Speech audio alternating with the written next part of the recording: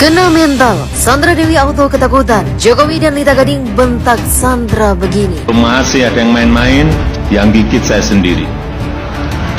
Lewat cara saya, bisa lewat KPK, bisa lewat Polri, bisa lewat kejaksaan, akan saya bisikin aja. Di sana ada yang main-main. Dalam rangka itu kita harus juga memberantas korupsi. Korupsi adalah penyakit yang akan menghambat kita. Kasus korupsi yang dilakukan Harvey Mois membuat nama Sandra Dewi saat ini jadi bulan-bulanan netizen. Bukan tanpa alasan, kasus korupsi yang dilakukan Harvey membuat negara harus rugi 271 triliun. Kehidupan Sandra Dewi yang begitu manis bak princess membuat semua tak menyangka akan kriminalitas yang dilakukan oleh suami dari Sandra Dewi tersebut. Nggak suka kata korupsi? Terlalu halus. Koruptor terlalu halus? Terlalu halus. Apa yang halus? Pencuri. Pencuri? Ya. Betul. Kan kita juga menggunakan kata pencuri. Itu tidak ada bedanya dengan pencuri. Kenapa orang miskin yang mengambil bukan haknya dinamai pencuri? Kenapa kalau pejabat atau pegawai kita namai koruptor? Itu pencuri. Presiden Jokowi sendiri sebelumnya sudah memberikan peringatan keras bagi para koruptor. Jokowi akan menindak tegas dengan caranya sendiri agar para koruptor tersebut tertangkap. Dan benar saja, kini suami dari Sandra Dewi harus rela mendekam di Hotel Prodeo untuk mempertanggungjawabkan semua yang dilakukannya, hingga membuat negara harus rugi ratusan triliun. Sampai saat ini Sandra Dewi masih bungkam tak memberikan klarifikasi atas penangkapan sang suami Harvey Mois. Namun berdasarkan beberapa penerawangan ahli spiritual, Sandra sebenarnya sudah tahu perihal bisnis hitam Harvey. Dan kini perasaan Sandra Dewi pun diterawang sangat ricuh. Tetapi dia berusaha tegar dan pastinya sebagai seorang istri, dia begitu khawatir, kecewa, pastinya dalam ketakutan. Guys, suaminya Sandra Dewi itu katanya disinyalir dapat 20 tahun penjara ya, dan denda 1 miliar. Menurut kalian worth it nggak sih dengan dia sudah membuat kerugian negara yang begitu besar, triliunan ya, walaupun tidak dipegang sendiri atau tidak dimakan sendiri, namun dialah salah satu dari ujung tombak dari ininya ya, apa namanya, korupsi tersebut gitu loh.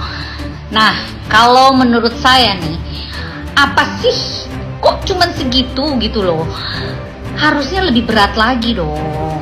Masa 1 miliar? 1 miliar itu anggap seperti 100.000 buat dia. Paham? Atau 1 juta lah buat dia gitu loh. Ya ampun, gak ada apa-apanya kali 1 miliar dibandingkan dia bertahun-tahun mengeruk uang negara gitu tanpa kita tahu. Hey, para penegak hukum, seharusnya undang-undang kalian itu diperbaharui semuanya. Harusnya orang yang melakukan korupsi itu dimiskinkan. Jangan cuma segitu, belum lagi potongan-potongan penjara nanti, potongan-potongan tahanan dan sebagainya. Delalah, paling cuma 5 tahun dari 20 tahun itu. Kalau 1 miliar mah merem dong. Coba, secara istrinya aja sebagai seorang artis yang punya endorsement banyak, dia juga punya banyak duit dan sebagainya dari hasil pemberian selama jadi istri dan sebagainya. Iya dong, 1 miliar mah aduh, jual tas Hermenya aja udah ketutup kali gitu loh. Nah, ini loh salah satunya nih, harusnya kalian penegak hukum jangan kong kali kong ya. Yuk tegakkan dan miskinkan orang-orang yang korupsi itu. Setuju gak kalian? Mudah-mudahan setuju sama saya ya. Kayaknya enak banget ya orang korupsi. Kita susah-susah cari duit kemana-mana, dia enak-enakan dapat duit dan menikmati semua fasilitas, private jet, barang-barang branded. Kok sirik? Gak sirik, tapi ini sebagai pengingat kita bahwa apa yang kita kerjakan itu harus halal. Apa hukuman terberat versi Prabowo Subianto untuk koruptor, Pak? Jadi menurut pendapat saya, apa yang sudah ada sekarang sudah cukup menjera. Bayangkan orang yang korupsi ya, disita hampir semua kekayaannya, dimiskinkan. Selain hukumannya cukup panjang, ada yang berapa puluh tahun dan sebagainya dan sebagainya.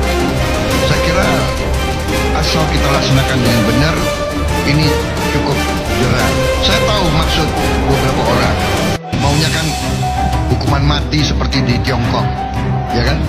Ternyata orang kalau nekat, ya nekat aja. Di Tiongkok sudah ada hukuman mati, masih ada korupsi yang besar-besaran di sana.